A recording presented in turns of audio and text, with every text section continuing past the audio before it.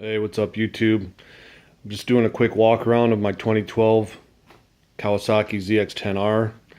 I purchased it about 4 weeks ago. The only thing is I had to do to it was I put the factory decals back on it. The guy had it debadged. And it just looks plain to me, so I put the zx10r on the front on both sides. It was missing. And I had to replace this tail section because it had a crack in it, just a little crack in it. So I got the gloss black instead of the titanium gray, and I put the factory decals back on that. I put the factory tank pads back on. The tank didn't have any pads on it, and it wasn't scratched, so I wanted to keep it that way. It's carbon fiber look to it, and it looks really good, I believe. So I went ahead and put that on there. I put the shorty levers on there. I put shorty levers on every bike that I own. It just has a better clutch feel to it for me. It's always been smoother on every bike I've had. The stock clutch just never feels right to me. The left front turn signal had a nick in it, a crack. And that part is virtually impossible to order from anywhere in Kawasaki. I called the local dealer. I called parts places, everything. All I needed was this lens, so I had to buy the whole assembly off of eBay. Luckily, someone had one for sale that was in pretty good shape. And I bought the whole thing and replaced it, so that wasn't bad. It's got frame sliders on it. The original owner had that installed. And it's got a Graves Motorsports titanium exhaust.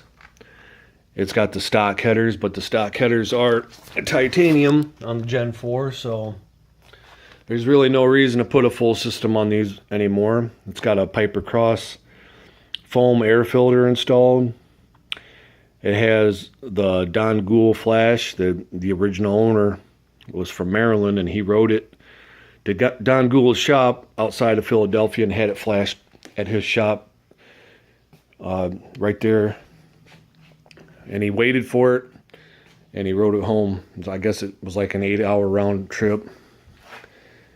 Other than that, the only modifications I'm planning on doing to it is next spring probably putting a 520 chain and sprocket kit on there and changing the gearing.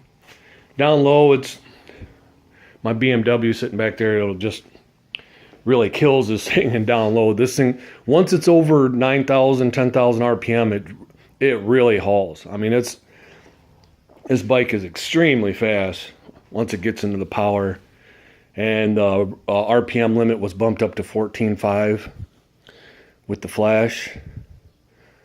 So other than that, that's all I'm planning on doing to it, really.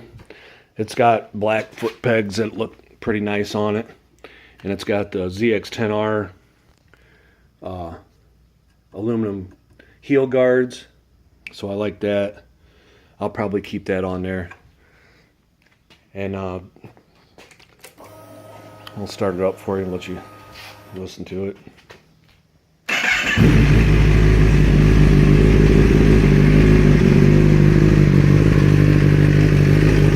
Not as loud as my BMW, but it sounds pretty good. It really sounds good when it's under power.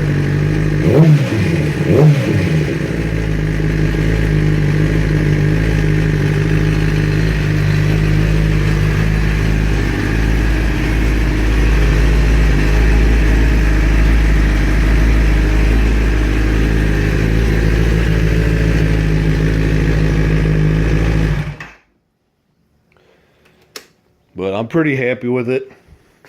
Rides great. Operating temperatures operates around about 158 to 160 degrees. It's got a really large radiator as compared to my BMW. That runs about right around 170. And I actually put Samco hoses on my BMW. That wasn't in the original walk around video. As you can see, the Samco hoses in there. And I put some blue case savers on the BMW also. and I put a Sprint air filter in the old air box, so this thing runs really good now.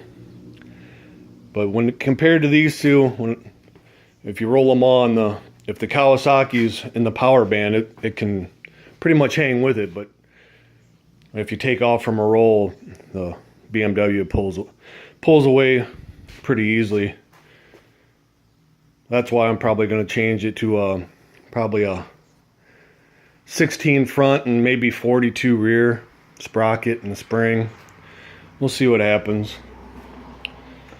But other than that, I'm very happy with it. I think the bike looks really good, and it's got the zero gravity, lightly tinted double bubble windshield.